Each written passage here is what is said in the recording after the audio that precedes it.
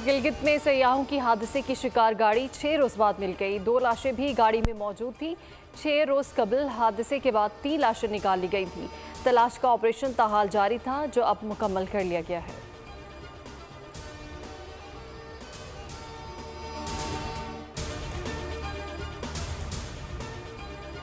जामशोरो के इलाके गोट यूसुफ खोसू के रहायशी कम उम्र भाई बहन नहर में डूबकर जाँ बहक।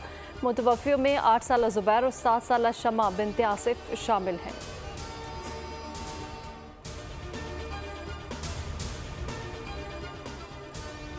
कराची समेत मुल्क भर के लिए बिजली महंगी कर दी गई। वफाकी हुकूमत ने नोटिफिकेशन जारी कर दिया।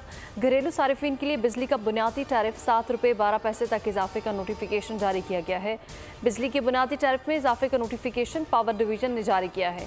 माहाना 200 यूनिट तक घरेलू सारिफिन 3 माह के लिए इजाफे से मुस्तस्ना करार दिया गया है।